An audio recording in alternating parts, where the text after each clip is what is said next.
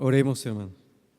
Padre eterno, te damos gracias al concedernos esta lectura de tu palabra y el ministerio que tú enviaste, Señor, a realizar a través de los ángeles y el mensaje que ellos dejaron a aquellos siervos tuyos. Hoy, Señor, un mensaje que es necesario retomar en nuestras vidas y también ser conducidos por la mano de tu buen Espíritu para cada uno de nosotros como pueblo tuyo, ya que tu Santo Espíritu, Señor, es el que mora en medio de tu iglesia. Oramos en Cristo Jesús. Amén. Pueden sentarse, hermanos.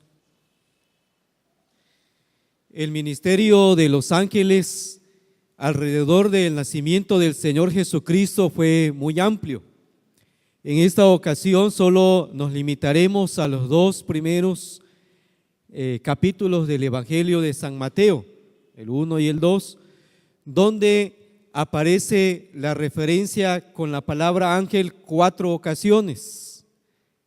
Estos son los versículos capítulo 1, versículo 20 y 24, y capítulo 2, versículo 13 y 19. A pesar de que hay solo 4 referencias, sin embargo, podemos encontrar otras manifestaciones de los ángeles en este capítulo 1 y 2 de Mateo. Así que las revelaciones van a ser en realidad no 4, sino 5. Especialmente el ángel de quien se menciona aquí es Gabriel, quien llevó el mensaje a Zacarías, a María y, como veremos aquí, también a José y a los que la Biblia aquí le llama magos o sabios del oriente. El tema que tengo a bien compartir en esta mañana es las revelaciones de los ángeles a José y a los sabios del oriente. La primera parte de estas revelaciones nos concentramos en la persona de José. 4 revelaciones a él. La primera revelación preparó a José para recibir a María como su esposa y a Jesús como su hijo. Eso es Mateo capítulo 1 del versículo 18 al 25. Pero solo voy a leer el versículo 20 para hacer mención de la intervención del ángel. Y pensando José en esto, un ángel del Señor le apareció en sueños y le dijo: José, hijo de David, no temas recibir a María, tu mujer, porque lo que en ella es engendrado del Espíritu Santo es. No temas recibir a María. Si José hubiese rechazado a María, ella quedaría expuesta al repudio también de la sociedad y en consecuencia a la muerte por estar embarazada y sin tener a su esposo. Sin embargo, el ministerio de este ángel, al hablar a José, le permite llegar a José a concebir los planes de Dios, asimilarlo y entonces participar decididamente, y así recibe a María y en consecuencia también a Jesús, el hijo de María. Al recibir a María, la ampara ante la sociedad y también de esta manera se cumple la profecía de Dios anunciada a través del profeta Isaías en el capítulo 7, versículo 14. Y de igual manera le permite a su hijo participar de una naturaleza humana, de tal manera que en Jesús Dios se vuelve Emmanuel, Dios con nosotros, como dice el capítulo 1 de Mateo, versículo 23. He aquí una virgen concebirá y dará a luz un hijo, y llamará su nombre Emmanuel, que traducido es, ¿cómo dice ahí su Biblia? Dios con nosotros. Así que a través de esta primera aparición, José recibe a María y a Jesús. Al recibir a Cristo Jesús como su propio hijo, también le hace legítimo descendiente del rey David y por lo tanto un heredero en cuanto a la línea en Israel, un heredero al trono. Por ello el capítulo 2 de Mateo nos dice que Jesús nació en Belén. ¿Qué importancia tenía Belén? Era en relación a que de allí vendría un descendiente de David, quien gobernaría a Israel. José recibe de esta manera también a Jesús y lo hace legítimo rey de Israel. De tal manera que inclusive los magos que vienen a Jerusalén vienen preguntando: ¿dónde está el rey de los judíos que ha nacido? Ellos le han concebido como rey legítimo, el rey de los judíos. A este respecto también se cumple una profecía, la cual se encuentra en Miqueas capítulo 5 versículo 2, que dice: pero tú, Belén Éfrata, pequeña para estar entre las familias de Judá, de ti me saldrá el que será Señor o guiador en Israel. Y sus salidas son desde el principio, desde los días de la eternidad. Esta profecía se cumple en el nacimiento del Señor y a través de la participación obediente de José a esta primera revelación del ángel. La segunda revelación a José le preparó para salvaguardar la vida del recién nacido Salvador.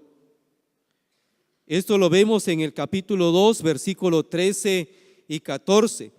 Después que partieron ellos, he aquí un ángel del Señor, notemos que es un ángel el que está hablando a José, viene a José en sueños y le dijo: levántate, toma al niño y a su madre y huye a Egipto y permanece allá hasta que yo te diga, porque acontecerá que Herodes buscará al niño para matarlo. Y el versículo 14 nos dice que despertando José de este sueño, habiendo tenido y comprendido la revelación del ángel Gabriel, él toma a María y a su niño y van a tierra de Egipto. De esta manera se cumplen también profecías de Dios. Una de ellas estaba indicando en Oseas capítulo 11 versículo 1 que a su hijo lo llamaría de Egipto. Y esto lo replica Mateo 2 versículo 15. Y estuvo allá hasta la muerte de Herodes, para que se cumpliese lo que dijo el Señor por medio del profeta, cuando dijo: de Egipto llamé a mi hijo. Así que el ángel no está haciendo nada diferente a lo que está anunciado en la palabra de Dios. Pero también se cumple otra profecía, una anunciada por Jeremías en el capítulo 31, versículo 15, hablando de la matanza que Herodes realizó de aquellos pequeños. Al no encontrar al Señor, todos fueron asesinados. Dice Mateo 2, Herodes, del 16 en adelante, Herodes entonces, cuando se vio burlado por los magos, se enojó mucho y mandó matar a todos los niños menores de 2 años que había en Belén y en todos sus alrededores, conforme al tiempo que había indagado de los magos. Entonces se cumplió lo que fue dicho por el profeta Jeremías, cuando dijo: voz fue oída en Ramá, grande lamentación, lloro y gemido. Raquel que llora a sus hijos y no quiso ser consolada porque perecieron.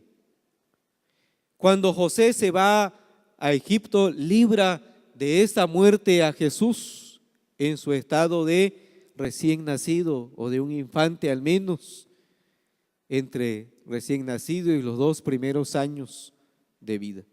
Es librado. Ese era el propósito de la segunda revelación.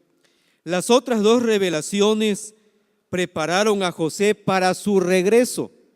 En la segunda ya lo encontramos lejos, en la tierra de Egipto. En la tercera recibe la revelación para regresar a su nación, la cual era la tierra de Israel, a su nación. Nos dice Mateo 2, 19 al 21, pero después de muerto Herodes, he aquí un ángel, ahí está la tercera revelación, un ángel del Señor apareció en sueños a José en Egipto diciendo, levántate, toma al niño y a su madre y vete a tierra de Israel, porque han muerto los que procuraban la muerte del niño, es decir, Herodes el Grande. Entonces él se levantó, o sea, José, se levantó y tomó al niño y a su madre y vinieron a tierra de Israel. Y lo más natural es que vendría a habitar a donde había nacido Jesús o en sus alrededores. Pero notemos la cuarta revelación a José que le indica que no se tenía que quedar en ninguna parte de Judea. Esta cuarta revelación es para ir a Nazaret.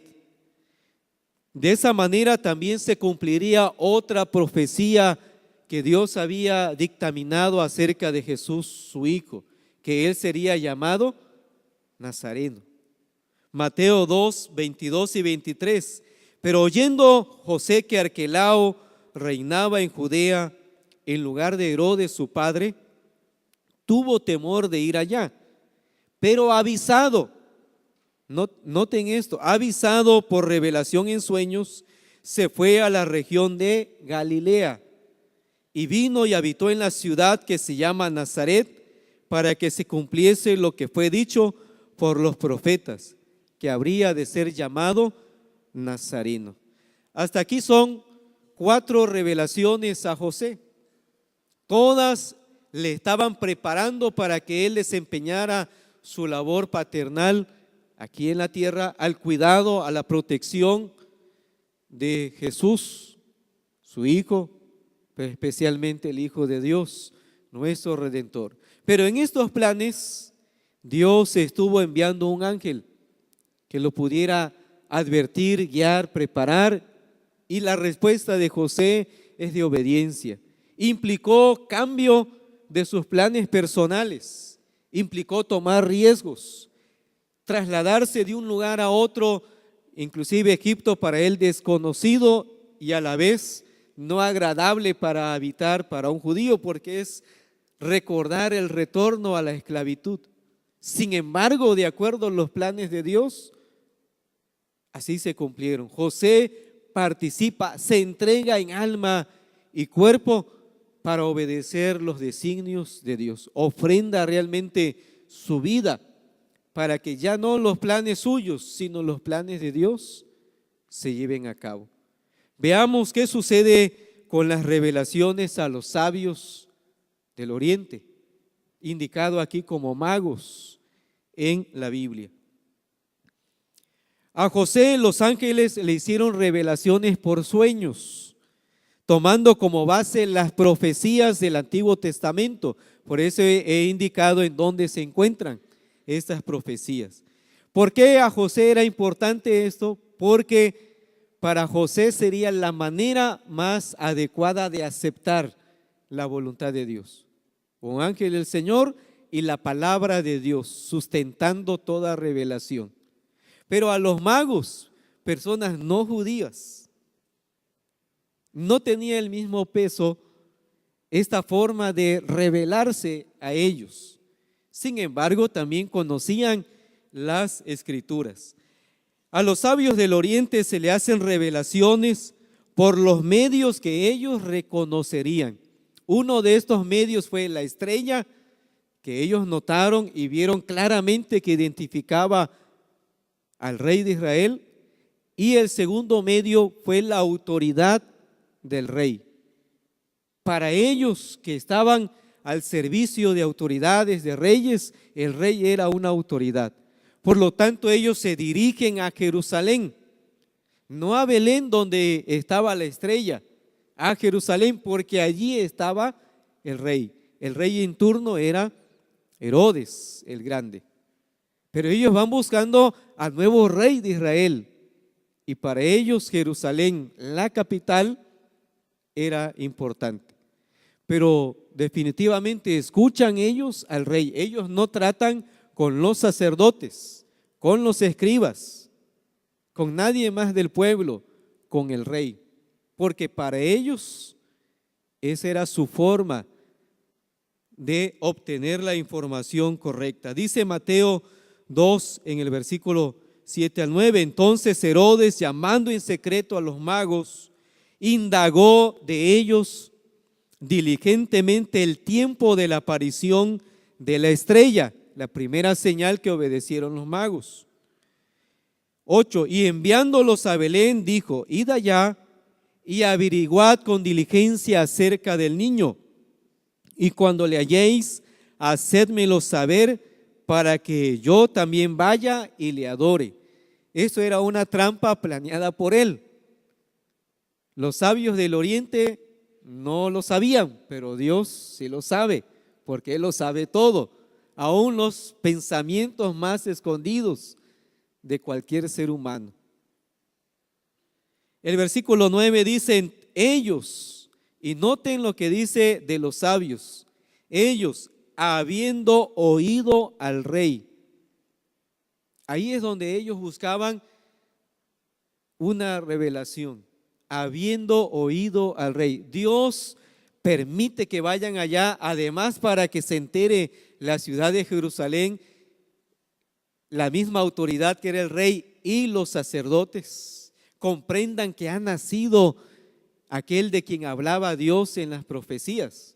Con ese propósito Dios permitió que fueran allá, pero a ellos les da una palabra segura, vayan a Belén. Entonces tienen la estrella que los ha guiado y tienen la palabra del rey para ir allá. Pero Dios había desde luego preparado todo. Desde la dispersión de Israel se habían ido por diversos lugares, llegando inclusive a Babilonia, a Susa, a Nínive, a Persia, a la India, a todos los lugares del oriente, familias judías. De tal manera que el oriente, a través de la presencia de esta comunidad de judíos, de alguna manera había escuchado que ellos tenían una esperanza de redención, al cual le llamaban el Mesías. Estos sabios, como estudiosos, tenían también que abocarse a la comprensión de esas profecías hebreas. Así que aquella dispersión Dios también las permite para que en su tiempo de Dios vengan estos sabios y provean para la vida de José, María y Jesús en Egipto y los primeros años de su vida. En el libro de Daniel se indica que en el oriente era común emplear el término magos. Para nosotros nos suena un poco raro que la Biblia le llame magos, ¿no? Y que hablemos de magos, porque en la traducción que se hizo hace 400 años, ¿verdad?, de la Biblia al español, no habían tantas expresiones, entonces se utiliza el término mago y es el que se transcribe en nuestra versión. Pero no son magos como aquellos que usan artimañas, trucos, etcétera, para crear ilusiones ópticas en nosotros y creer algunas cosas. No se refiere de esta manera. Busquen de favor, yo lo voy a leer, Daniel capítulo 4, versículo 9. ¿A quiénes les llaman magos la Biblia? En Daniel capítulo 4 se aplica este término de mago a un siervo de Dios, sin ser mago, ni sortílego, ni nada de esto, ¿no? A Daniel. Y no solo se le llama mago, sino que a Daniel inclusive se le dice jefe de los magos, es decir, el principal jefe de los magos. Dice este versículo, Belsasar, que es el nombre que los de Asiria le habían puesto a Daniel. Belsasar, jefe de los magos. Noten esto, jefe de los magos. Daniel, como profeta de Dios, no aceptaría ser comparado con un mago como los otros. Cuando el rey le dice, yo sé que tú, en ti habitan dioses, él le da la gloria y el honor a Jehová Dios. Pero está bajo este término, jefe de los magos. Ya que he entendido que hay en ti espíritu de los dioses santos y que ningún misterio se te esconde, declárame las visiones de mi sueño que he visto y su interpretación. Así que en aquella tierra, magos significaba personas sabias que estudiaban tanto la cultura, los idiomas, pero lo mejor que podía existir en su época, y que eran personas llamadas a estar en el palacio como consejeros, como personas que orientaran al rey en las decisiones trascendentales, allá donde su conocimiento no abarcaría, porque ninguna persona abarca toda área de conocimiento, por muy estratega que fuesen los reyes, pero tenía personas sabias con los cuales se apoyaban. Estos sabios son llamados magos. Así que en Mateo capítulo 2, cuando habla de ellos como magos, no hace más que describir a personas sabias que estaban al servicio de los reyes de aquella época y que ellos vienen a rendir su pleitesía al nuevo rey de Israel. Y por eso llevan también presentes, no van con las manos vacías. Además de sabios, eran personas económicamente poderosas y llevan oro, incienso y mirra, cosas especiales que ofrecer a un rey. Tampoco la Biblia nos dice que sean tres, como indica la tradición. No, nada más son tres tipos de ofrendas que ellos llevan. Lo importante es que están allí en base a la revelación que Dios les ha dado a ellos, y están allí para adorar a Jesús. Cuando cumplieron su propósito, estos magos recibieron revelaciones por medio de un ángel. Es hasta entonces donde aparece un ángel a ellos. Ellos que ya han conocido las Escrituras, que han visto una estrella especial, que han tenido la autoridad del rey, su palabra hablando, que han contemplado a María, a José, al niño Jesús, que ahora en tierra de Israel están preparados para la intervención de Dios a través de ángeles. Es hasta entonces que reciben una revelación de un ángel. Cuando hubieron cumplido su propósito de adorar al Señor Jesús, fueron advertidos por medio de un ángel en sueños para que ellos no regresaran a Herodes. Eso lo notamos en Mateo 2:22 y Mateo 2:12. ¿Cómo sabemos que era un ángel? Ya que no nos está diciendo aquí Mateo 2:22, un ángel. Les dije en la introducción que aparecían solo 4 veces la palabra ángel, así muy específicas, pero había otra manifestación de un ángel, aunque no dice su nombre. ¿Cómo lo notamos? Por la terminología que se está utilizando cuando dice que fueron avisados, que recibieron una revelación. La terminología es la misma que se utiliza para José que para los sabios del oriente, y dice, pero avisado por revelación. Mateo 2:22, pero oyendo que Arquelao reinaba en Judea en lugar de Herodes su padre, tuvo temor de ir allá, pero avisado por revelación en sueños, se fue a la región de Galilea. Esto es la acción de José. ¿Sí? En el versículo 22 nos dice que él se fue allá, pero desde el versículo 19 está hablando de que un ángel era el que le estaba indicando estas palabras a José. Noten que está diciendo, pero avisado por revelación en sueños. Esto es José. La misma frase se utiliza para los sabios.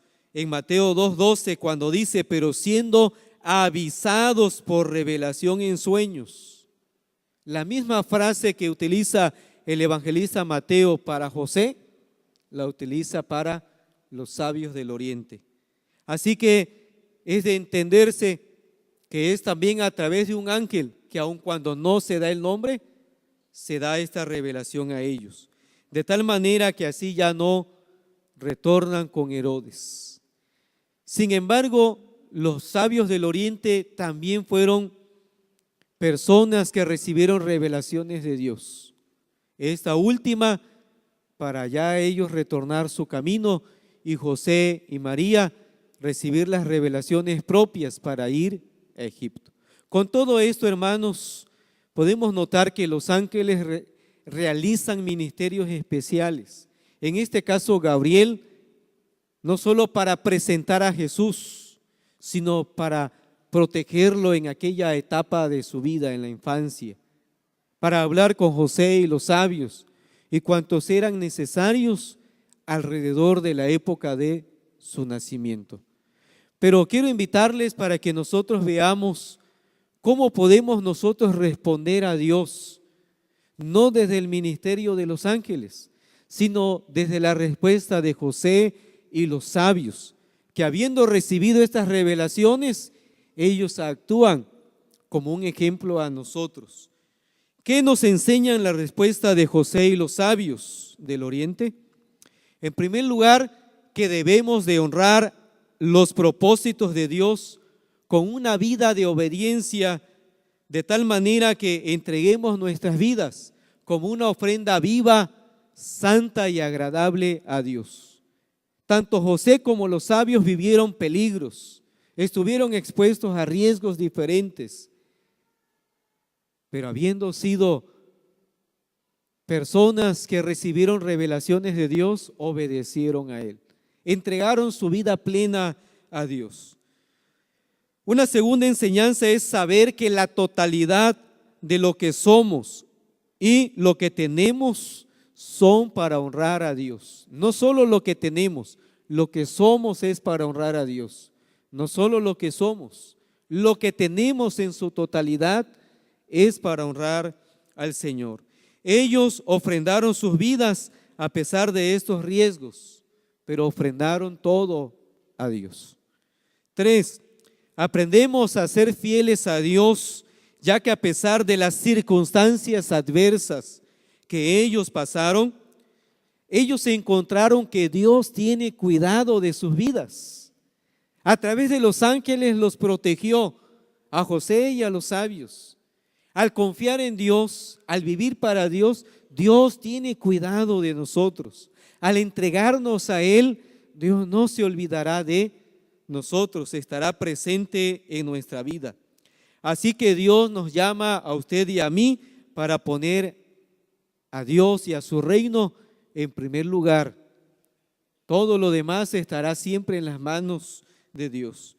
Una cuarta enseñanza es la respuesta de adoración a Dios que ellos brindaron. Esta respuesta de adoración incluye que honremos a Dios con ofrendas, no por obligación, sino ofrendas nacidas de nuestro corazón, un corazón agradecido, un corazón que percibe el cumplimiento fiel de Dios a su palabra, un corazón que ve en Jesús al Redentor, al Salvador de su vida, un corazón que reconoce la mano protectora de Dios sobre nosotros. ¿Qué hizo José con los bienes? Porque recibió oro, incienso y mirra. ¿Qué hizo José con los bienes? ¿Solo vivir con él, con estos bienes para él y su familia? No. Lo invirtió ciertamente en esta familia como parte de los propósitos de Dios. Todo esto que recibió no fue para algo personal, sino dentro de los planes de Dios. Cuando usted y yo ofrendamos a Dios, es para llevar a cabo los propósitos de Dios. La ofrenda que menciona el capítulo 1 y 2 de Mateo no es solo la de oro, incienso y mirra que llevaron los magos. Es saber utilizar lo que Dios nos ha dado como José para honrarle a Él. Pero esto es así cuando primeramente le entregamos nuestra vida a Él, cuando con nuestra vida queremos honrarle al Señor. Entonces, con lo que somos y con lo que Dios mismo nos ha dado, venimos a adorarle. Venimos a presentarle el tributo de la honra, la gloria, la acción de gracias, la alabanza a su nombre. Hoy tenemos el privilegio de glorificarle. Esta época es para honrar a Dios y darle gracias, porque como anunció un ángel, nos ha dado un potente Salvador, Cristo Jesús. Sigamos honrando al Señor en nuestra vida y Él permita que todo nuestro ser y todo lo que Él nos ha brindado, siempre lo pongamos a su disposición para gloria de su nombre. Oremos. Señor, te damos gracias porque en tu magnífica sabiduría has intervenido en José y aquellos sabios del oriente. Has intervenido también en nuestras vidas. Te has manifestado, Señor, porque has hecho revelaciones a cada uno de nosotros, ya a través de tu palabra, ya a través de los medios que tú has tenido a bien disponer, como es tu misma iglesia. Pero gracias, Señor, porque en obediencia a tus manifestaciones nos has traído a tu casa, a tus atrios, y nos colocas, Señor, como hijos e hijas tuyos. Permite que nuestro corazón pueda honrarte, pueda servirte, pueda estar, Señor, a tu disposición, tanto en nuestra vida como también a aquello que tú nos provees. Y ya sea, Señor, con el oro o ya sea con cualquier otro medio, podamos glorificar tu nombre, siendo fieles a ti, sabiendo que tú tienes cuidado de nosotros, pero especialmente sabiendo que en Cristo Jesús has venido, te has hecho presente en nuestras vidas para redimirnos, para llevarnos a tu lado y para disfrutar tu reino. Reino que ahora esperamos se manifieste plenamente en la segunda venida de tu Hijo, Cristo Jesús, nuestro Salvador. En su nombre oramos. Amén.